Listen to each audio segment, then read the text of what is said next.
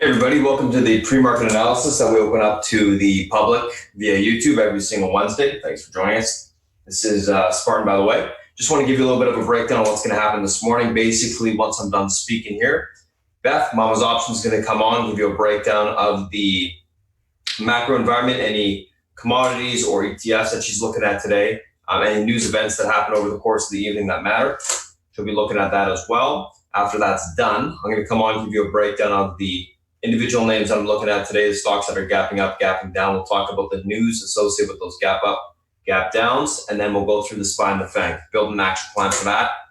Once that's done, I'm going to pass over to South Beach. He'll come on and give you a breakdown of the macro environment from his standpoint, any analyst calls he's looking at for the day, as well as any names. We'll do a quick little recap before the open, and then we're basically ready to go. So, without further ado, I'm going to pass over to Beth, and I'll talk to you guys soon. Beth, if you're ready, it's all yours. Thank you, my friend. Good morning, good afternoon, good evening. Welcome to those of you who are joining us, both through the YouTube stream as well as new members. There's a lot to discuss in terms of what's going on with how the market is reacting to the verbiage that's coming out from the administration as well as the Fed heads, et cetera. All right. On the overnight, what we're looking for, yesterday we had a lot of Fed heads talking, and each and every one of them basically was on the same page in terms of more we can do, going to become worse, more we can do. Powell is giving testimony today, this morning, 9 o'clock at the Peterson Institute. The president yesterday pounded the table in regards to negative interest rates. We're not there yet, guys, but in the next couple months we may get there, and we'll talk about that. Overnight, I like to see what's going on in terms of other macroeconomic data coming out of other countries. Great Britain, UK, GDP was minus 5.8% in March, and its worse is coming. So we know pretty much how bad, well, we don't know how bad they're going to get, but we know it's going to be bad, right? It's going to be also interesting in terms of consumer. What we saw was a sharp increase in prices that were paid on the consumer PPI, and we can also see that as well. We get the PPI today, core PPI. And one of my fan favorites, not EIA, refinery crude, what's going on, crude imports. We did have yesterday a build greater than what was expected on the API, right? But what can you do? What can you say? It's right now everybody's thinking that you keep throwing money at this problem and it's going to go away. I think, and I've had a robust discussion with Twins about that, one of our members. I think that the rehire rate is going to be a lot lower than what the market expects. I think people are expecting probably 75 to 80%. I think it's going to be lower. And one of the reasons why is because the Fed heads keep telling us we need to create retraining programs. Right? Let's take a peek in terms of, I hate doing this, but we have to do it because this is what matters. Still, we are not testing enough. And if we're going to be able to find these pockets of hotspots on the virus side, you have to be doing a lot more testing than what we're doing. We mentioned yesterday that out of China, Wuhan, they're going to do 10 million tests, okay, in a week. And as you can see, we haven't even done 10 million tests yet. I don't know why this is, but it is. All right. Let's take a peek here. This is what really concerns me, is that there's a rotation going on, and we're seeing it kind of return. And this is why I think Dr. Brooks, as well as Dr. Fauci, are saying, be careful. We're going to infect ourselves again. Okay. We know what the rhetoric is from the U.S. side. It's China's fault for this, for the pandemic. I mean, I don't know how constructive that is, but this is something that's going on. And I think that's the market is actually, as well as the Eurozone, is actually starting to feel comfortable with that debate right now, okay? The Congress, the House doing that $3 trillion,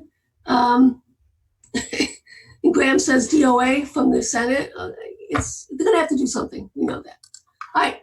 This is what really can, this is why gold is going to continue to stabilize and push higher, even though we're in right now, a stock market rally, is because largest jump in more than 46 years for meat and eggs. Okay. April 2020. It's stunning, guys. It goes back for 46 years. But this is just the peak at it. We're going to see a lot more of that. And that's why we're not out of the woods by any means right now. Okay. All right. This is another thing I want you to keep an eye on, guys, is that that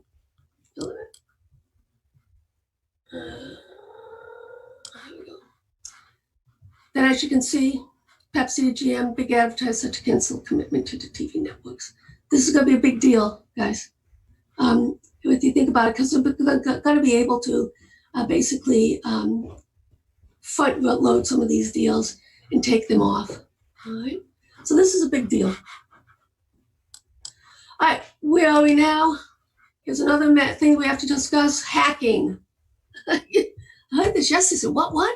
That China and Iran are hacking to get information on the virus. All right. If you want to look at some of the speeches that have been coming out, guys, you can read the text. Just go to the Federal Reserve.gov and you'll find it there. Research, if you're so inclined. New York Fed. Each Fed division has their own research component. And as you can see here, one of the top headlines: consumer expectations continue to show deterioration. I don't think the consumer is coming back anytime soon. I'm not coming back. I mean, maybe for basic staples, but I think the market is also underestimating this situation in terms of the consumer coming back. All right. And if you can see here, this is what it looks like, the details of it. Expectations, household finance coming down, labor market coming down. So this is all the expectation from the consumer going forward. Okay, fun little thing we're going to look at is from my sentiment. You know, I love them. All right. Excuse me. What's this all about? Smart money, dumb money. Smart money woefully lagged dumb money in this rally. Fascinating. We know this because a lot of cash on the sideline, right? And you know what's even more interesting is value versus growth. That whole narrative. We have an interesting article this morning about value investing being dead, and that may be true. And that's why I'm so bullish on the tech sector, is because that's where the growth is going to continue to move forward on. With that said, let's take a peek here in terms of when it comes to book learning isn't necessarily a good thing. So if you look at them of the stocks correlation 1 year out, okay, excuse me, we're looking at regional, north versus south, okay, age group, all that stuff. What is it telling us? Excuse me, that not all the demographics have the same optimism. So here's book smart versus street smart. The spread, believe it or not, there's a spread between book smart and street smart when it comes to trading. Okay, and here we go, Northeast versus Midwest. Sophistication minus the bumpkins. As you can see, sophistication outwins the bumpkins. It's kind of cool, right? North versus South. Who knew? Okay, but what we care about, right, is how does this relate to the actual market as a whole? And the put call you can see also. So when this happens, okay, at the SPX, when the put call ratio, okay, goes down, right? 2008, it was actually meaningful. 2000 at the end, towards the end, 2009, it was not. And we have to see what does this mean in terms of the S&P. Once again, this is actually bearish. We're starting to see some bearish things creeping in, and I like 90 to 100%, right? I like 80 to 1%. I would not take any of this at 70%. But as you can see here, it's actually we're getting some negative tailwinds. So this is 75%. negative, right? And this is 71% negative for the next couple weeks out. So we have to be cautious. I'm not telling you that you get out of the market. All I'm saying is that we're at the risk reward point where you have to be careful on the downside. And so for me, I started hedging, raising some cash, putting on some inverse ETFs. So this all is leading to the same thing. The best case scenario for me right now, guys, is range bound. That's the best case scenario I can see right now. I don't see us popping the top at all. I may be wrong, but that's what I'm thinking. We're just going to grind in this range for the next few months until we get better clarity. It's not your imagination, VIX. Okay, the volatility on the gold side coming down. You can see here's oil volatility coming down. It's not your imagination. Okay, and this is something that is actually helpful to me because the lower volatility makes it cheaper, longer dated stuff. It's still expensive because of where we are with the VIX, but it was cheaper, okay? But on the other side, a lot of the premiums that we had on the longer dated stuff is coming down as well, okay? Gold, after gold index falls, short-term choppy, longer-term bullish, but still not as high as I'd like to see, okay? Let's take a look at sentiment where we are right now in terms of seasonality on the ETF side. And that's pretty much what I do is I look at the ETFs as well as commodities. For those of you who are new, believe it or not, VXX has strong seasonality going into where we're at right now. Okay, TLT as well. And we're starting to see, at least we're seeing some creeping higher in both the VXX and TLT. We'll see how this plays out. The VIX is going to be a little bit lower this morning. This is the SMH. I really can't I don't agree with this because I don't really see strong seasonality until July on the SMH, so just be aware of that. XLK, this is my favorite Alphabet ETF. That gives us Microsoft and Apple, MasterCard and Visa, et cetera, et cetera. All right. So GDX, neutral, QQQ, neutral, okay? What's negative? XLY, XLP, XLE, XLF, XLV, XLI, XOP. So we got a lot of negative seasonality creeping in, guys, on a lot of these ETFs. The Russell, the Diamond, okay, GDXJ, and here's the full board negativity, GLD, XRT. Okay. Let's take a peek right now at the gold against the NASDAQ.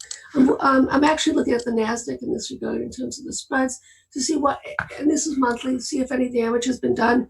No, same, both gold and NASDAQ have been strong, but as you can see here, gold is losing ground against the NASDAQ right now. Let's look at the Dow versus the NASDAQ.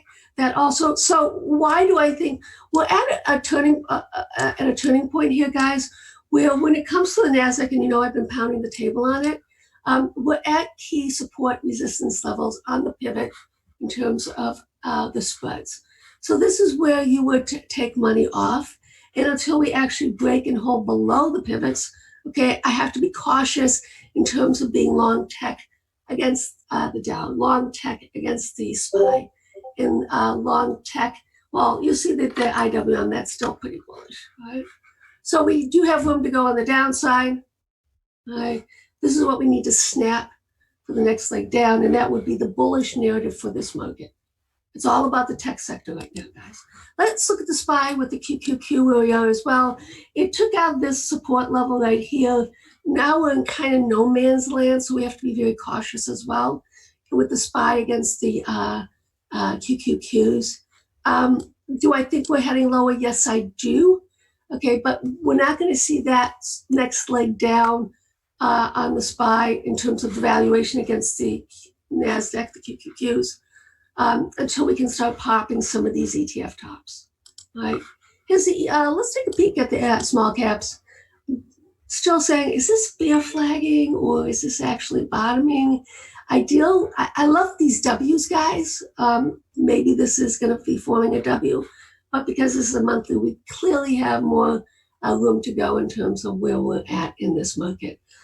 Now getting pinned, this is actually the 200 EMA, guys. Pinned below the 200 EMA. Now, there's no joke. The small caps were taken to the woodshed and then some. IWM, same thing, except you can see here where we are, patience, right? This is going to take time.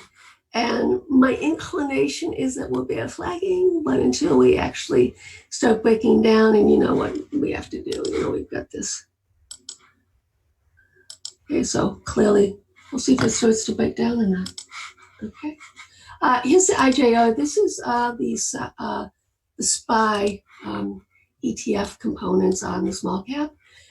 It actually looks, it's easier to trade and it's cheaper to trade than the, and it's different components than the IWM. Keep an eye on it. Clearly you can see more of a bear flag looking. What we've seen is that these small caps have led on the downside. And I would suspect we're going to do the same thing, right?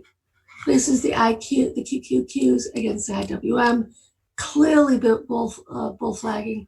So this is strength to the QQQs, right? The only thing that I'm seeing right now as a negative, guys, is that, and it doesn't go far enough back, that's the problem with the data, to see how it was during the dot-com bubble. I would not be surprised if this is what it looked like, right?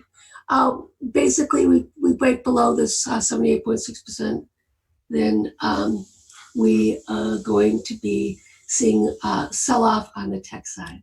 Let's take a look at this. You can see here as well, the SPY is also incredibly strong. Not as strong, but incredibly strong as the NASDAQ is against the small caps. Okay. Let's take a peek at stuff right now. VXX, what we do. We talked about this. All right, we've got a pivot point right here, bounced off of it-ish. Okay, this is, let me clear this out for you guys. I did shout out some long VXX. We got it at a great price. I took profits on a lot of it. Where are we going here? This little itty bitty spot right here. So this is one of our pivot points, is the 34.47. Okay, and we know that there's a lot of work that will have to be done if we are indeed going to be going lower in this market and higher in the mix. All right, and as you can see here, with more clarity, holding this, okay, and it's reclaimed this level right here, which is also basically the 21 EMA. Not so just be aware of that. All right. Let's take a look at bonds.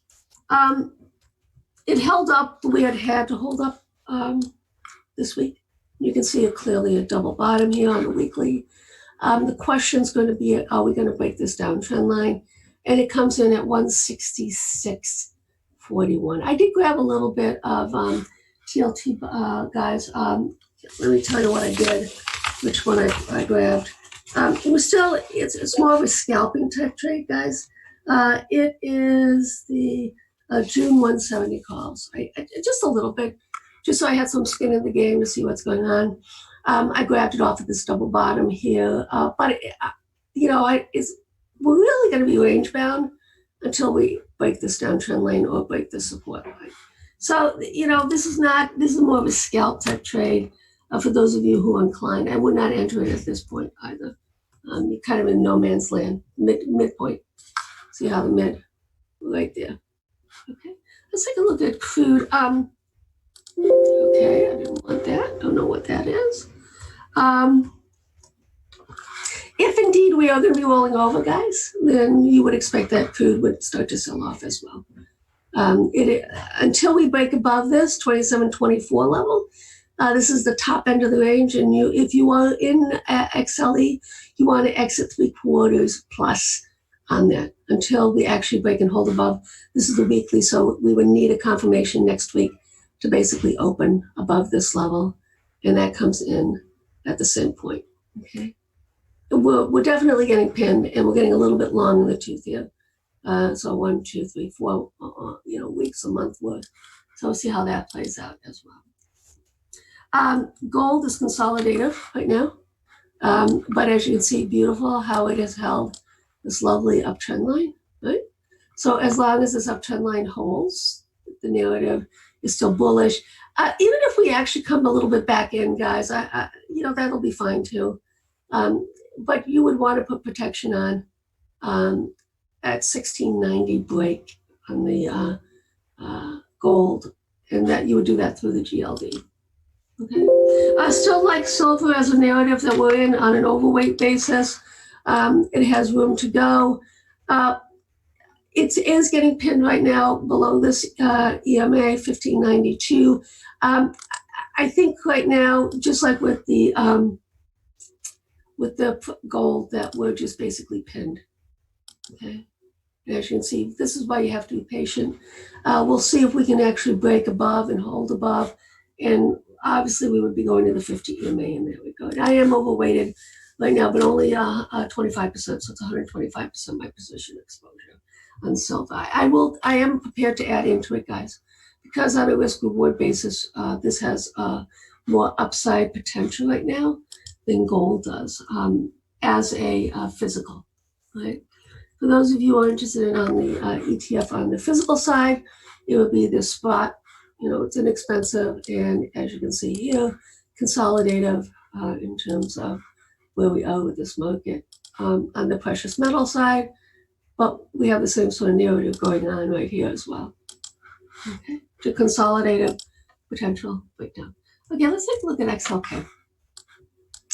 We have the potential for a double top in place right now until we break and hold above last week's high. And that comes in at 94.91. This is the weekly, so we'll have to be patient with it. But this is this is what transpired, right? And then it started to break out. So we really won't know what the nature of this is until next week.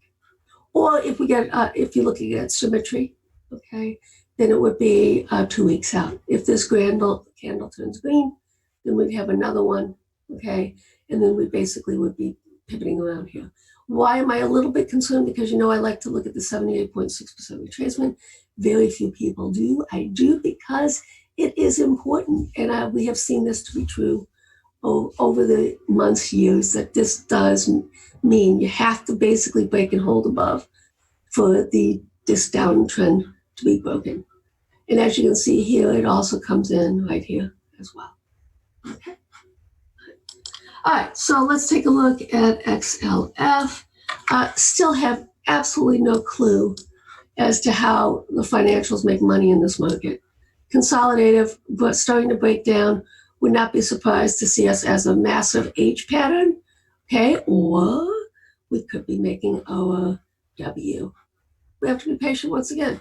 This is why, when you have this sort of setups, guys, you take money off, you take your profits, and you just sit and wait to see how it reveals itself, okay? And this could go all the way back down here. We're looking at a W all the way back down here, and then start to curl up. This is why also Spartan's guidance is so important to us, because the dude is the best technician South Beach and I have ever seen. Best technician, right? This is what he does. He finds momentum, trades for us. This is a stock picker's market right now, okay? And that's why I focus more on the intraday and wait to see how the things will set up for ourselves. Once again, welcome to those who are new to the room, as well as those of you who are following us on YouTube channel. It is my turn to pass it over to the boss. Are you ready? Yep, I'm ready. All right, guys, have fun. Cheers. Alrighty, guys, morning. Let's take a look at what we got going on today. Let's do this. There we go. A little bit of a bounce from last day's sell-off. Let's take a look at what we got going on today. A couple different things. Guys, if you're new to chatting, I'll post that Discord link at the end of the YouTube stream, so you just have to be patient and wait for that. Let's take a look at what we got going on this morning. So, a couple different things that I'm looking at today. Tesla shot NVIDIA, ALGT, VTIQ, and UNFI. So, Tesla shot NVIDIA, bouncing in sympathy with the market. A little bit of a bounce this morning in the pre-market here.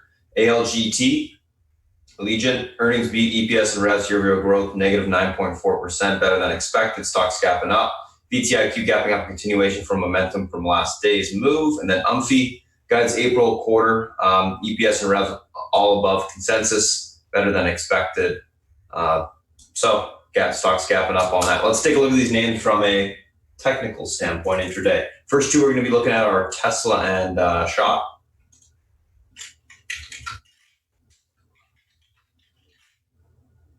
So both these names, some decent range today. Let's take a look at these things where they got room to. Tesla, we can pretty much use our levels from yesterday. I'm just going to replace one. I don't know, we're pretty much the same spot.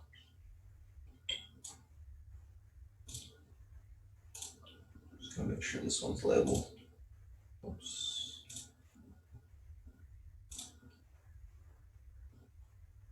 There you go, 287.45 or 267.45, no mistake. There you go.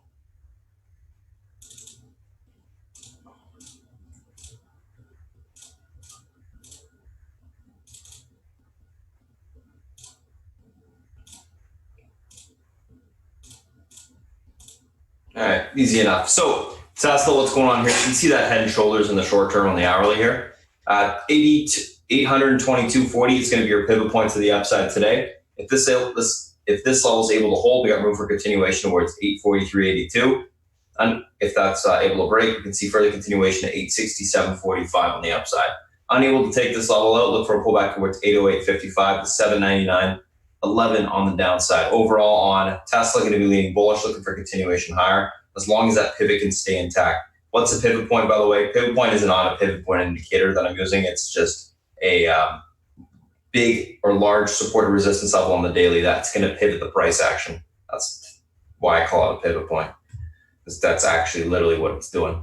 So at level today is 822.40 on Tesla. Let's take a look at Shop. So Shop, a little bit of a pull yesterday in the close. Only thing that's going to change today is the pivot point.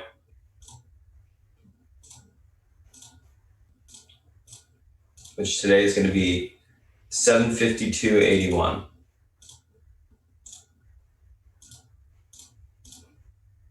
Let me just take a look at the daily here. There was a gap yesterday and it was extended. I think it filled it last night. Yes, it did. I think to the T, just like Apple did. We'll look at that later. So 752.81, pivot today. This level is able to hold, room for continuation back towards 769.03. If that level breaks, we're going to see 782.95 tested on the upside. 752.81 unable to hold, look for a pullback to 738.61 on the downside. That level breaks, 721.50 will be tested. Overall on Shop, you're going to be leaning on the bullish side only if we can hold above that pivot. If we can hold above the pivot, I would expect us to push back towards that 769 on the upside. I think the market's a tad bit extended it to the downside. I think that's going to help these bigger names push a little bit this morning. So that's what I'll be looking for. Of course, like I said, pivot needs to hold for that to happen. So that's Tesla, and that is Shop. Let's take a screenshot of these two. And we'll move on to the next. And just real quick, just want to take a quick peek at the Tesla daily again. Yeah, okay, so everything's still intact there. Looks like. From a daily standpoint, that's fine. All right, let's take a look at the next two, which are NVIDIA and Allegiant.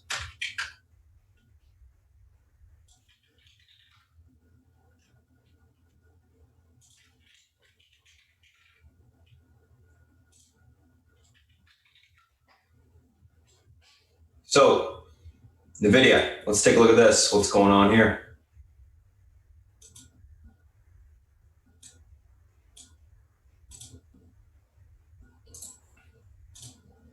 Let me delete some old levels.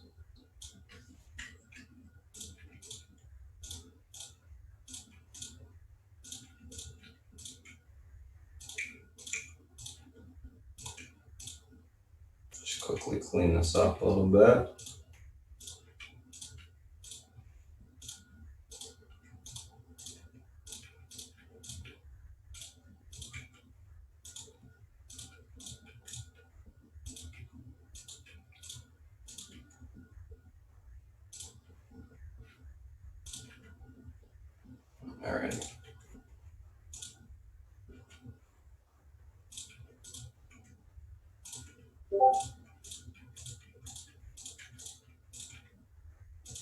Let's take a look at what we got going on here. We'll leave some of those, whatever. So NVIDIA stocks gapping or gapped down a little bit. Actually gapped up quite a bit. Never mind. From the close, that's great. Let's see where we got room to today. Let's mark some old levels here.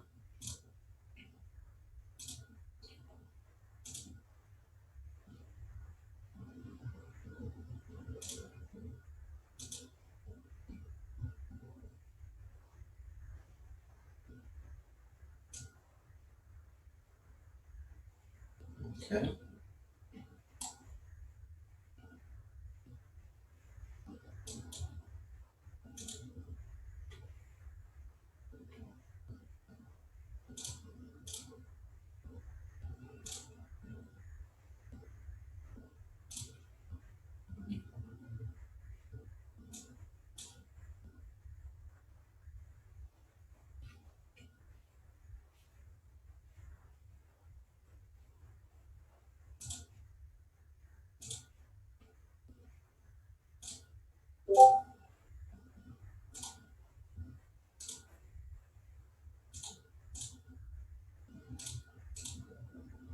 All right, that should be good for intraday.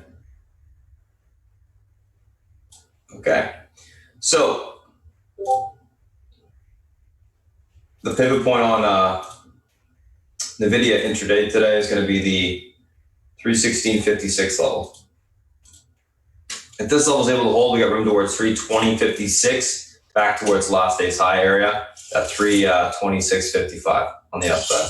Actually, sorry, it's might as well be exact. That 326.90 level.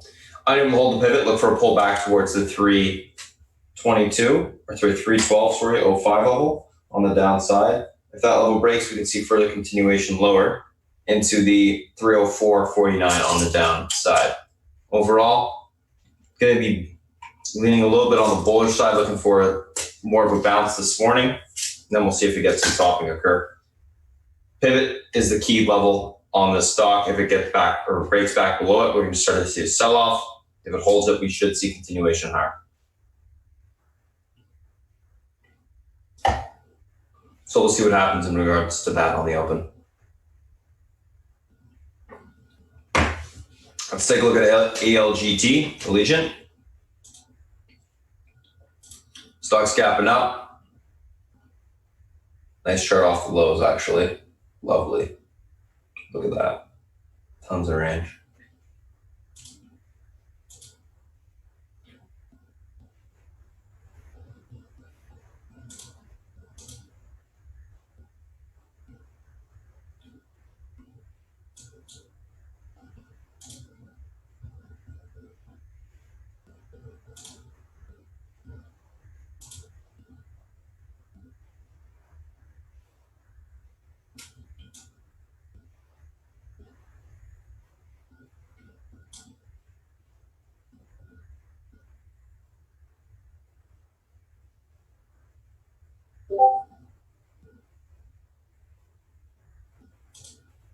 That EMA support there.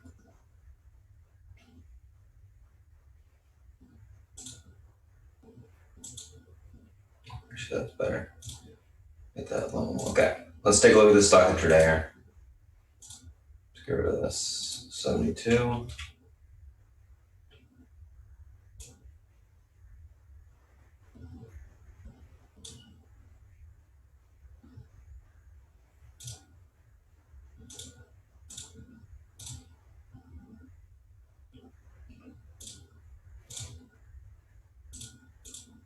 Alrighty, so 77.98 pivot point to the upside today on ALGT.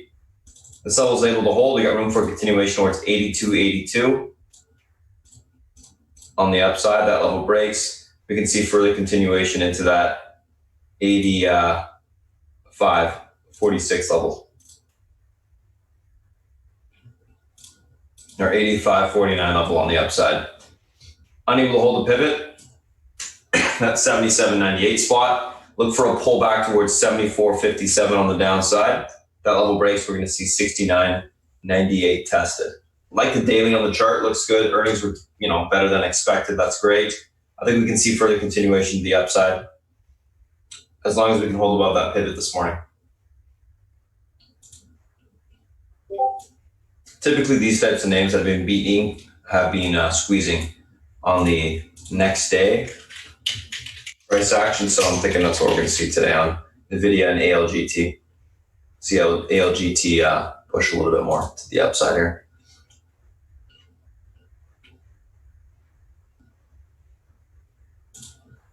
All right, let's take a look at the next two, VTIQ and UNFI.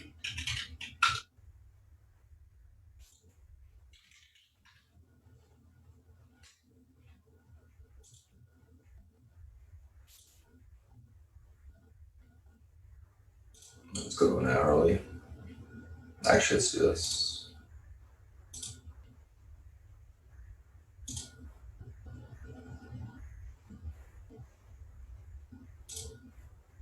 Now let's go to an hourly.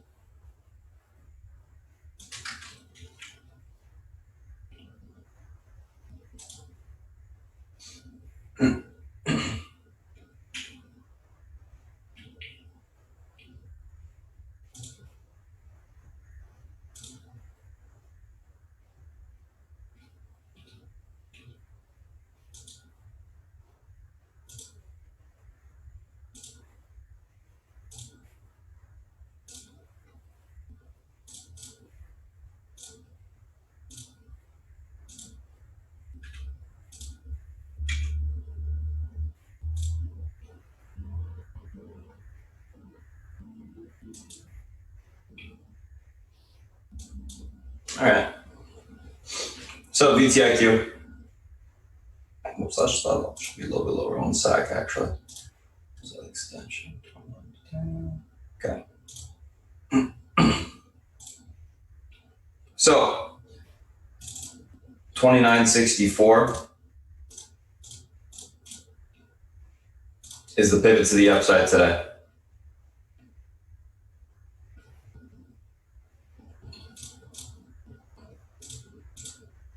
This level is able to hold. We've got room for continuation of 32.76 to 35.88. Possibly get it to 37.91 as well on the upside. Unable to hold, look for a pullback towards that 27.92 to 26.55 support. These levels break, we'll see that 23.54 to 21.11 on the downside. 21.11 would be where the gap fill area will be, actually. So it's got quite a bit of an extension there.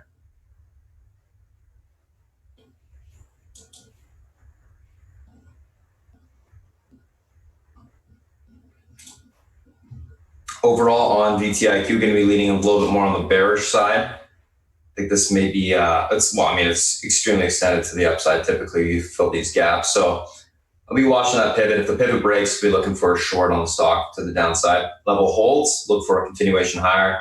Just watch the pivot. Basically, that's going to dictate how much more the stock goes. It's a momentum name, so you don't want to get in the way of a momentum name short if it is able to hold support. So if it is, don't obviously take it short. Just look, take it long, scalp it to the upside, tight stops. That would be the way to play it. And I'm just going to quickly save this. There we go.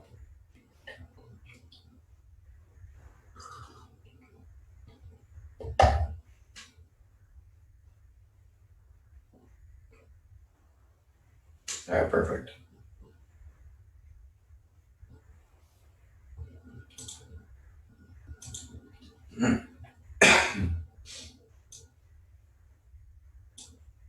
Let's take a look at Umphy here.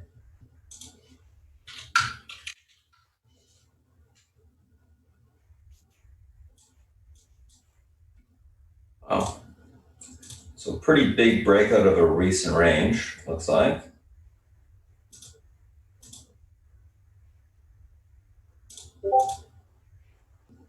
Quite the move.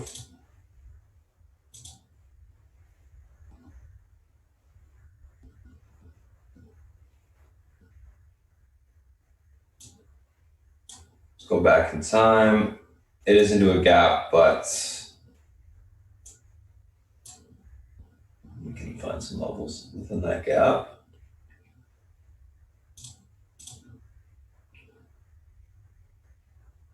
Don't think we need to go that high, but we'll mark it anyways.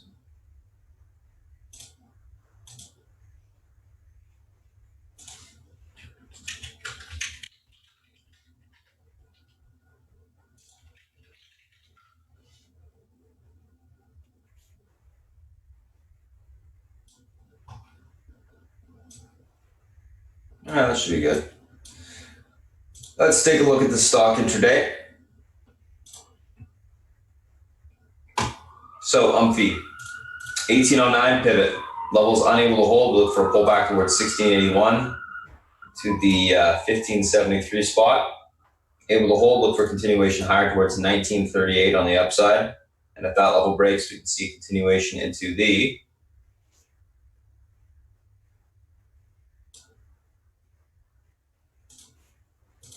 2070 level on the upside.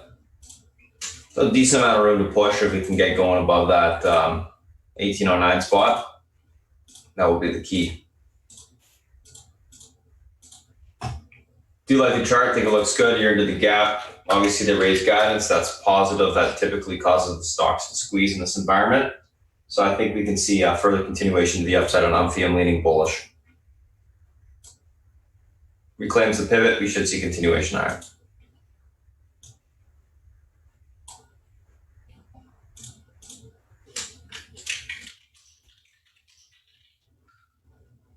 All right, so that is that. Let's take a look at the spine of the thing.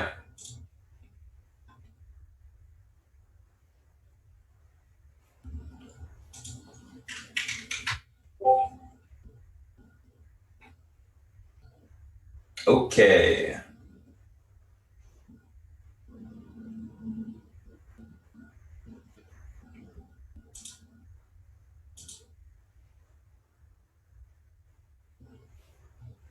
So confused. Why is my chart not looking the same as this?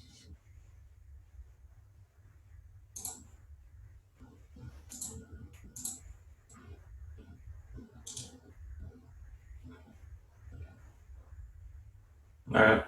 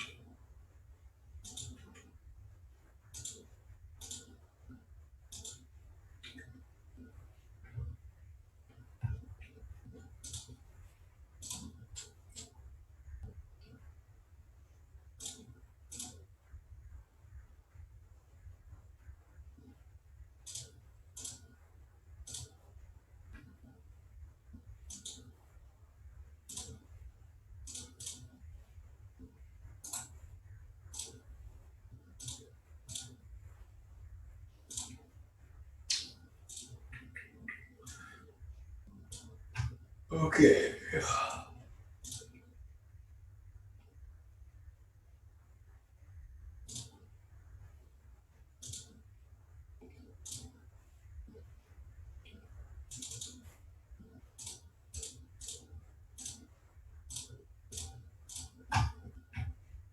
283.14.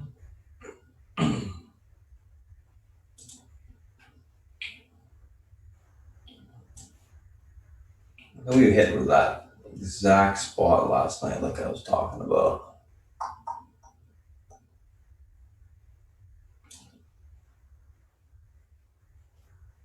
What's the date?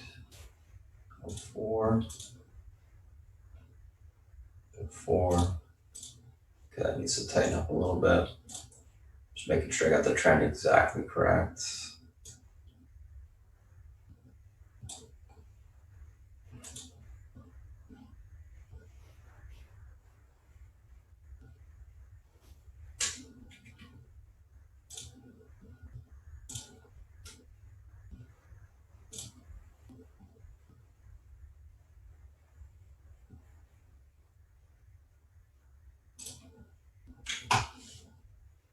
All right, let's take a look at the SPY intraday.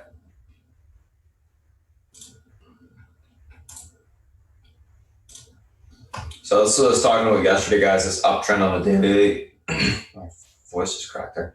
But uptrend on the daily, the SPY had room into. So this level right here is where we tested uptrend. This is the big support that stayed intact. We also have the 50 EMA at this point, 83, like 10, 83, 15 area, which ended up holding up. So pivot today to the upside is going to be actually 287.80, which is the head and shoulders level on the daily. If this level is able to be reclaimed, we got room for continuation on the upside towards 290 or 289.04 to 291.07. Unable to hold, we look for a retest of this 286.82 support, which I think I'm actually just going to get rid of because I don't think it's a very major level. I'm going to leave that off. If you can't hold 287.79, we look for a continuation lower to 285.23, then back towards that 282.27 level. Key level to be watching today as well, alongside this stuff, is going to be the uptrend on the daily. Uptrend on the daily this morning should be around, let's see here, should be around like 284, like 40, 284.50 by the time the market opens up. So overall in the market, going to be leaning a little bit on the bearish side this morning, looking for a little bit of a pullback down. I want to see the supports hold and then a push back above that pivot if those supports do hold. I do think we may retest them on the open though, the supports to the downside. So watch to see what the market does. Bearish basically out the gate, test the support, and then bullish the rest of the day on them holding. 50 EMA and daily uptrend, huge levels. They probably will stay intact unless some sort of news comes out that causes it to break.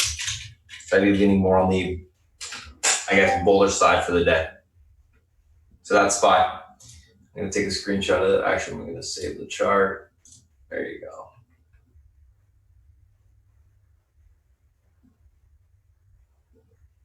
Saved. All right, let's take a look at Apple. Did I take a screenshot of SPY? I think I did, yeah. All right, let's take a look at Apple here.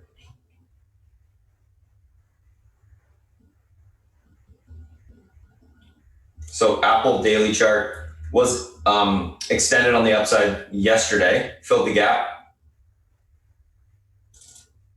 in the after hours, and now we are just kind of cruising here.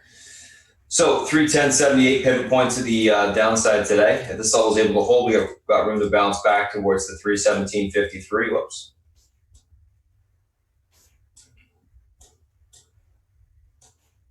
$317.53. Unable to hold, look for a pullback towards 306.77 on the downside. Overall, because Apple did fill that gap, if it can hold above that pivot point this morning, I do think we're going to continue to bounce to the upside. We'll be a little bit leaning on the bullish side today, looking for a little bit of a pull this morning, retest the support hold, and then continuation higher. We look at the daily and Apple, we can see the uptrend still intact, filled the gap, so it's all good stuff. I don't see anything wrong with the chart at all. Just a healthy pullback. I mean, we've been pretty much straight up for the last 5 weeks on this thing? 4 weeks, I guess. So we'll see what happens on the open, but everything looks okay. That can change. Watch the pivot point today. That's gonna be the big level. Amazon.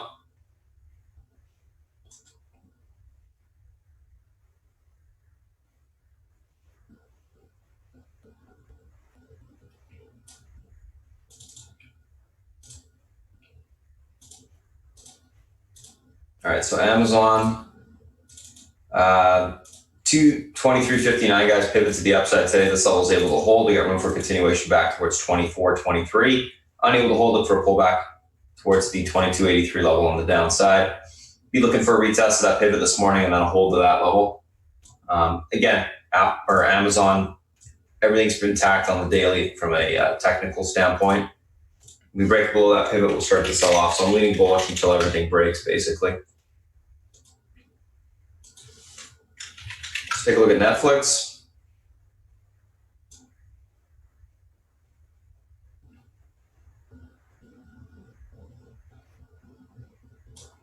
$435.20 pivot today. Levels able to hold. We got room for continuation back towards the 444 level, last day's high.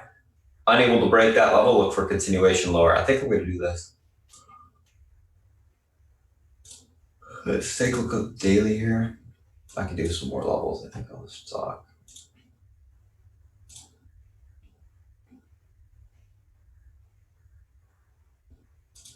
Yeah.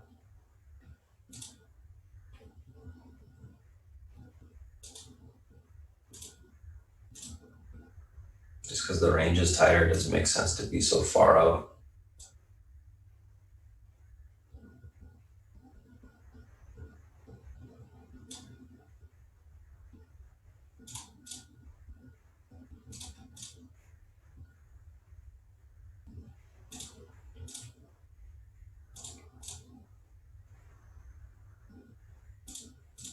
All right, 435.22 pivot, level holds room towards 440.26 to the 446.81 spot. Unable to hold it for a pullback to 430.14 to 423.11 on the downside. Going to be leaning on the bullish side of Netflix as long as it can hold above that pivot today. It's kind of like a 50-50 shot. I'm not really sure what it's going to do. Let me just take a look at the daily one more time. Yeah, okay, so everything's intact. Yeah, I'll be leaning on the bullish side until support breaks. Let's take a look at Facebook. Nice little bounce this morning.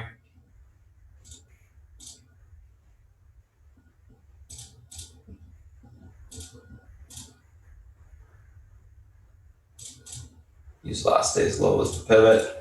210.06 pivot, level holds room towards 212.25 to 213.88. Unable to hold it for a pullback to 208.65 to the 206.69 level on the downside. Be leaning bullish until that pivot breaks this morning. So that's Facebook. Let's take a look at Google here.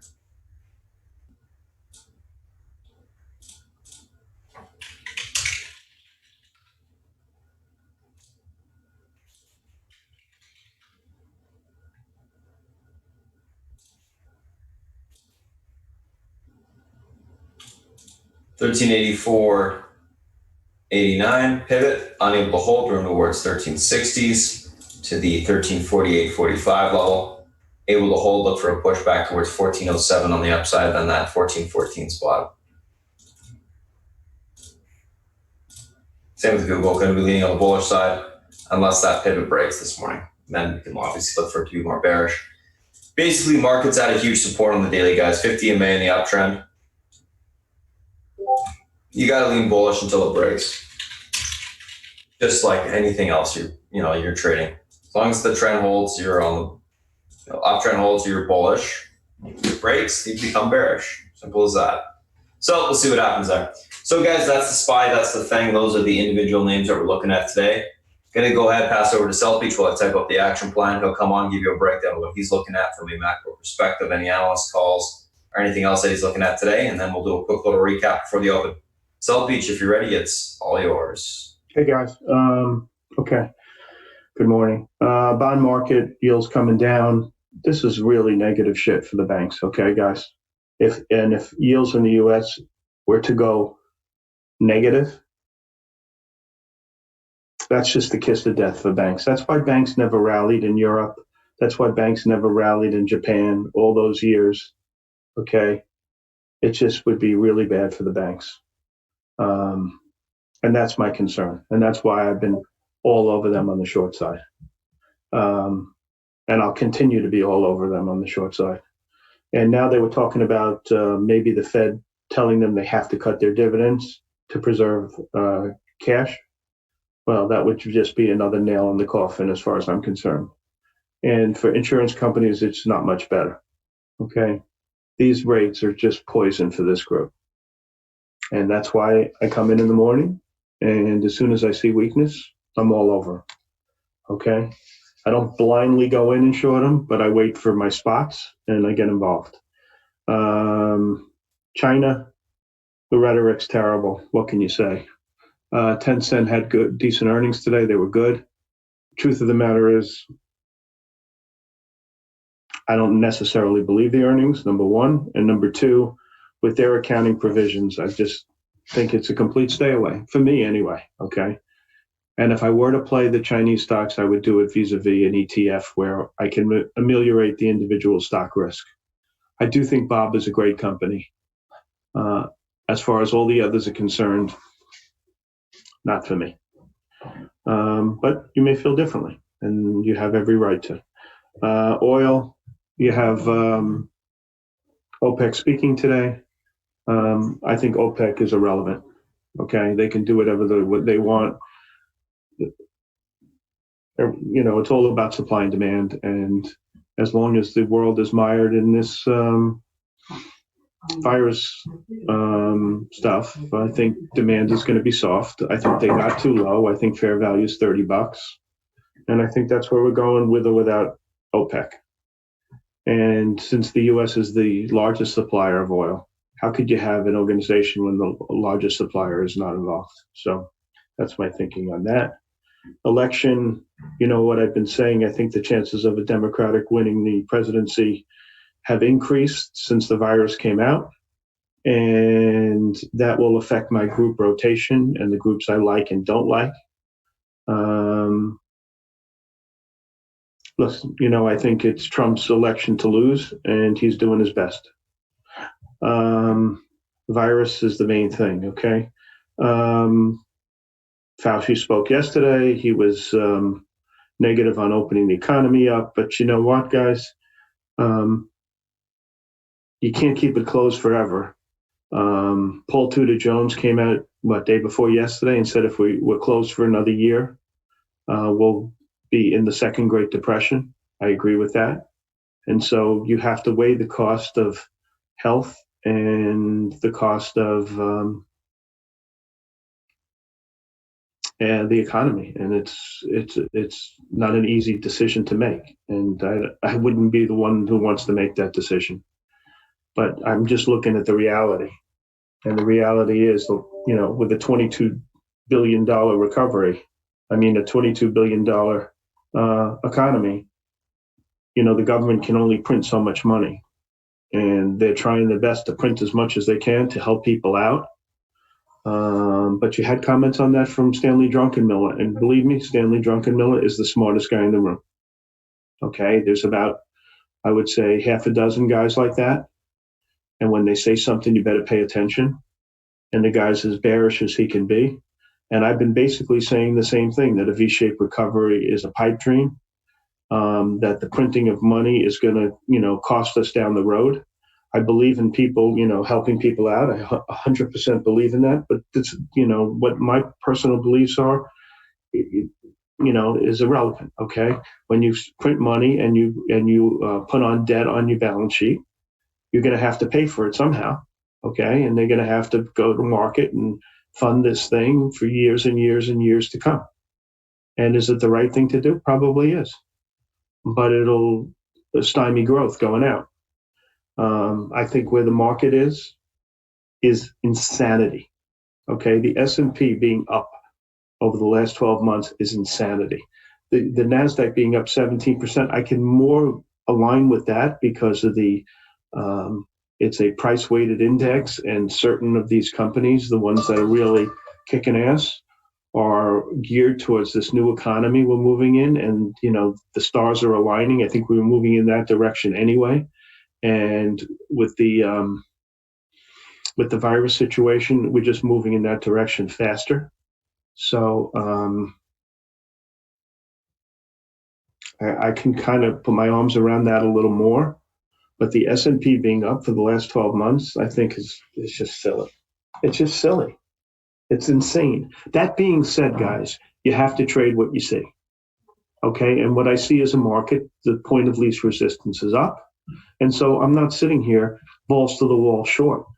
Okay, do I think Drunken Mill is going to be right? Of course, he's always right. The guy made 30% a year for the last 20 years. Okay,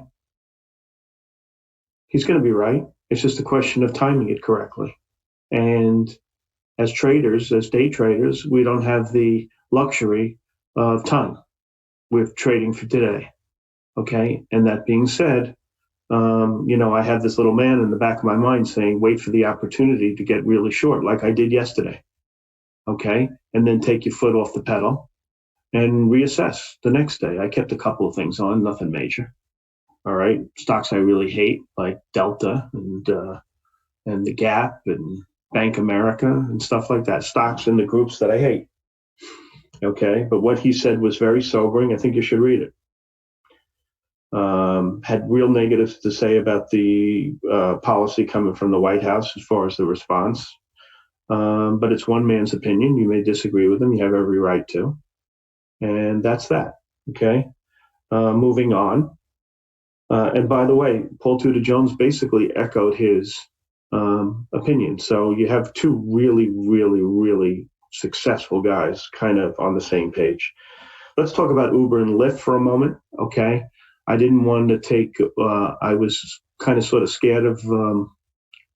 I'm sorry, I said Uber and Lyft. I meant Uber and Grubhub.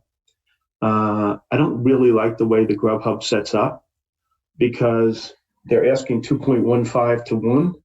And so I like Uber a little better for a number of reasons. 3240 times 2.15 would make the value about 69.5, right? The stock is trading at, last night, 60.5. It had $9 of upside. And this thing's going to trade at a discount because it is an antitrust issue. It'll probably trade at $4 or $5 discount. So you're going to make $5 to risk them walking away. And the stock was up, 16 points yesterday or something along those lines. So I didn't think the risk reward was the setup was good. I prefer Uber. I think if they bought them, they'd spin off that division. And I think the Uber pure play, as soon as this virus thing is over, is the wave of the future. We'll see. But that's how I played it. So be careful. It will not trade at full value, I assure you. Okay, it should trade at about it's a $4 or $5 discount until antitrust gets passed. Okay, I'm not a huge fan of this business. I mean, Grubhub didn't make money, and all the stars aligned. So I'm not a huge fan of this business, but I could be wrong. Wouldn't be the first time. All right, let's look at a little research. There really wasn't a whole lot to talk about. XLE downgrade to sell at Morgan Stanley. It was more of a based on price. They traded a 17% premium to the stocks in the group. I think it was a decent call. I liked it. On the other short side, I didn't see much, to be honest. This shoe was downgraded. I really like this company too. Steve Madden's a really good company, but most of the stores are mall-based, and that's a bit of an issue. I like this call. Stevens Inc. downgraded Cake to a sell, 14 target. I'm really, really, really negative on casual dining. Okay, I don't think the math works, and I think they're going to be all put out of business unless there's a vaccine. Okay, they're paying rent commensurate with a certain amount of tables that they have to fill, and if you you put that 6 foot space between tables, they probably have to lose anywhere between, on average, 25% minimum of their tables, and the math doesn't work. Okay, and that's being kind. 25% is being kind. Okay, some restaurants said 40, so on and so forth. I think the business stinks. I think it'll continue to stink until we get a virus. So that's my thinking on that one. I like that call. On the long side, Allegiant Air was upgraded to Raymond James. I don't talk about this airline very much because it doesn't trade enough, and it's not really, trades 300,000 shares a day. This is the best airline. Okay, guys, they're really smart guys. They started with the whole idea behind the airline was to get people to Las Vegas initially. Okay, and they flew from big cities to Las Vegas. That was the game plan. And then they went to another hub in, I think, someplace in Florida, Fort Lauderdale or something like that. And I think they also go to Hawaii. So 3 really growing areas. They stick to their knitting. And when there is a comeback, these places will come back the fastest. So I kind of, I like the fact that they're not everywhere. And so that's my thinking on that. It was upgraded with a 115 target at Raymond James after their earnings came out, and they were good, or better, I should say. Let's see what else. Wedbush likes NVDA, 340 target on that. Citibank likes Etsy. A bunch of guys upgraded some biotech stocks. I think of these biotech upgrades as kind of like, fantasy land. It's kind of like saying because you hit the ball well off the driving range that you're going to have a good round of golf. There's no correlation. Okay, so these guys, they put in this pie in the sky number if everything goes right, and that's their target. I think it's all a bunch of BS, to be honest with you. You got to wait for the companies to say something. If things are going well, they get investments from smart people, et cetera, et cetera, et cetera. Okay, so that's that. And I don't even want to go into the individual names. Just suffice it to say that Fix was the best one, and I think Blue, those 2 upgrades in the biotech space were probably what I would consider they had the highest target, the most money to make. The risk reward relationship, according to the analyst, was the highest. Okay, so that was that. Syndicate. There's a lot of deals today, and nothing tells you the health of investing better than syndicate deals. There's, I think, like 7 or 8. Yesterday there were like same amount. So, certainly there's a lot of money sloshing around. That's probably why the market is as healthy as it's been, because there's just so much money around. One deal is this BLK that I love, but you know what, guys? They priced it at 420. It's trading at 457. And they did, if I'm not mistaken, give me a second, I think they did 30-something million shares. Let me see. They did 28.7 million shares, and the market's got to digest it. I don't know how they placed the stock, so I can't say. I would assume it was placed pretty good because of the price of the stock, but you're going to have guys who are going to want to puke it up $30. It's what a gift if you were able to get some of this. And it was around because I was asked if I wanted, and I just didn't want to play a $420 stock, unfortunately. But I think this is a great company, and it's an interesting deal, as is the letter V deal. But the more important thing to talk about is the fact that they can get all these deals done. The other deal I want to focus on is Royal Caribbean, which was really interesting. Stock's up a little bit today. The reason is because they didn't have to do a convert, and they didn't do a secondary, and they raised $3.5 billion, more or less. And they were able to use the collateral of the ships as, use their ships as collateral, 28 ships. So what I'm curious is what's the coupon on the deal? My guess is it's north of 10%. I would guess north of 11%, but I'm curious to see what it is. If anybody sees that coupon, please let me know. I want to see what they're paying for this money. But it does help their balance sheet. It probably gives them a good 6 months to a year to get their house in order. And do I think they'll be able to do it? No. I think that industry is in the shit house for a long time to come. But I could be wrong. You get a vaccine, everything changes. But under the current circumstances, it's going to be rough sledding. All right. What time is it? 9:12. I had time for 2 questions. If anybody has them. Otherwise, passing it over to the big man. What do you think of taking some of these oil stocks long today? Why? Well, why today, Joey? Joey, this is it. Here's what I do. Okay, I come in the morning, I have these preconceived notions like you have an oil, and you may be right. I'm not saying you're not, okay? But let the stocks tell you that you're right in the morning, okay? Don't come in and start buying them and saying, okay, I think this is what's going to happen. I'm right. What I like to do is I hate the banks for argument's sake, okay? So I'll stick a toe in the water like I did yesterday, right? I'll short a little bit of a few of them on the opening, 3, 4, 5,000 shares, whatever. And if I see I'm right, I'm all over them like white on rice. So if you may be right in oils, I don't know. So you buy a couple of them, really small size, and if it starts to work, add into them, expand the number of stocks you own like that. Okay, I think that's the way to do it. I don't know if oil's going to be good today. I don't know why what you see that makes you like it, but you might be right, and that's the way to go about it. Okay, that's the way to play. USO, I don't know. I don't know anything. USO to get back to January levels, I don't know. How will it take? I like playing individual stocks. I don't like all this nonsense. USO is a bet on oil price, not oil stocks. So keep that in mind. All right.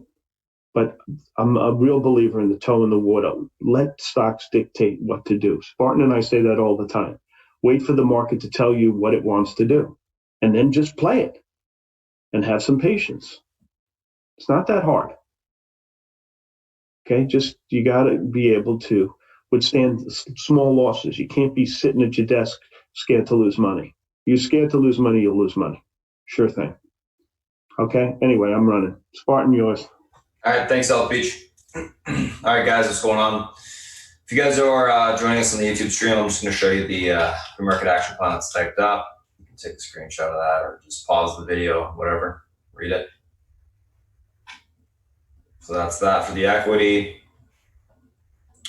On the option side, same thing, except here's the options that we're looking at. All right, cool. So let's take a look at this stuff from a technical standpoint. After we do a quick little recap. Things that we're looking at this morning: Tesla, Shop, NVIDIA, Allegiant, VTIQ, Unfee. Tesla, Shop, NVIDIA, we're bouncing in sympathy with the market, pulling back a little bit right now in sympathy with the market. ALGT, earnings beat, EPS and REVs, year-over-year growth, negative 8.4%, stocks gapping up. VTIQ gapping up on momentum, continuation from yesterday. And then Unfee, guys, April quarter, EPS and REVs above consensus. So stocks gapping up on that. Let's take a look at these names from a technical standpoint intraday. All right. So first couple ones we're looking at are Tesla, Shop. I'm just going to rip through this stuff, guys. And I'll post the Discord link shortly for the guys in chat. I got to close the YouTube stream first. Tesla, Shop. Tesla 822.40 pivot level holds him towards 843.82. That level breaks 867 will be tested. Unable to hold, look for a pullback to 808.55 to 799.11 on the downside. Going to be leaning bullish on Tesla only if it can get back above the pivot. Why? Because the daily looks fine. 752.81 Shop pivot level unable to hold towards 738.61 to 721.50 on the downside. Level is able to be reclaimed. Look for a bounce back towards 769 to 782.95 on the upside. Overall on Shop, going to be leaning bullish if the pivot can be reclaimed this morning. We'll see if that's able to happen. If not, look for a little bit more of a pullback. Let's take a look at the next two, NVIDIA and Allegiant. 316.56 pivot on NVIDIA. Unable to hold during towards 312.05 to 304.49. Able to hold, look for pullback, or able to push towards 320.56, 326.86 on the downside. Going to be leaning a little bit on the bullish side on NVIDIA as long as it can get back above its pivot. I think we can see a little bit of a push to the upside. We'll see. I think we get a little bit of a support retest, and then if it can bounce off of there, get back above the pivot, we'll see a bounce. Allegiant 77.98 pivot level, able to hold during towards 82.82 to the 85.49 spot. Unable to hold, look for a pullback to 74.57 to the 89.98 level on the downside. Allegiant holds the pivot. I think we can see continuation higher. I'm leaning bullish on the name. Anything that's been beating expectations on earnings this season has been pretty much squeezing to the upside the next day. So I think we'll see the same thing there. The VTIQ and UNFI, 29.64 VTIQ pivot, unable to hold during towards 27.92 to 26.55. That breaks, we can see continuation lower to 23.54 to that 21.11 area. Able to reclaim that pivot and hold it this morning. Look for a continuation of 32.76 to 35.88 on the upside. Going to be leaning bearish only if it breaks below the pivot, confirms 8 candles, closes below it. We'll see what happens this morning. It's still very much, has the momentum, is intact, etc. It's a tad bit extended on the upside. That's it. But we'll see what happens. If it holds that pivot, don't short it. 18.09 pivot on UNFI level holds towards 1938. That level breaks. 2070 will be tested on the upside. Unable to hold, look for a pullback towards 1681 to 1573 on the downside. Leaning bullish on UNFI, looking for a continuation higher. As long as that 1809 can be reclaimed this morning, I think we can get a push. Again, anything that raises guidance is squeezing. So I think we can see that type of action going on. SPY, let's take a look here. So market pulled into the uptrend on the daily as well as the 50 EMA yesterday in the after hours, held that level, bounced off of it a little bit this morning. Pivot to the upside today is 287.79. Is the pivot on the upside today. All right, downside, I should say. Level is unable to hold or to be reclaimed. Room lower into the 285.23 support. Breaks, we see 283.27, then 281.72. Pivot, able to hold. Room for continuation into the 289.04 resistance. Breaks, we see 291.07 on the upside.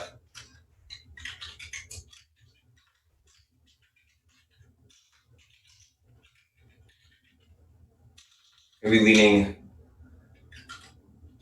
bullish if support holds on retest.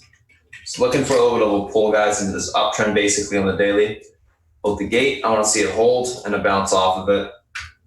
Why? Because it's the uptrend, so it's a big support level. We'll see what happens in regards to that. Let's take a look at Apple. Apple pivot is going to be the 310.78 spot. Level breaks from towards 306.77. Able to hold, look for a push towards 317.53 on the upside. Maybe leaning bullish if Apple can hold a pivot. Amazon, 23.59.53 holds, room towards 24.23. Unable to hold it for a pullback to 22.83 on the downside. Leaning bullish if that can hold a pivot as well. Netflix, 435.22 pivot. Able to hold room towards 440. 446, unable to hold it for a 430 to 423 tested on the downside. Leaning bullish if we can hold above that pivot as well. Facebook, 210.06 pivot, level holds room towards 212.25 to 213.88. Unable to hold it for a pullback to 208.65 to 206.69 on the downside. Leaning bullish if that can hold the pivot as well. And then last but not least, Google, 1384.89 pivot, able to hold room towards 1407, unable to hold it for a pullback to 1360 to 1348 on the downside. Leaning bullish if that can hold a pivot as well. So, guys, that's it for the YouTube stream. Thanks for joining us this week. We do this every single week, so I'll see you next. If you have any questions, feel free to reach out or go to our website, spartantrading.com. Thanks, guys, for popping in. All right, once the stream's cut, guys, I'm going to post that Discord link for you. Just give me 1 second. Just need confirmation from the admin. And then we're good to go.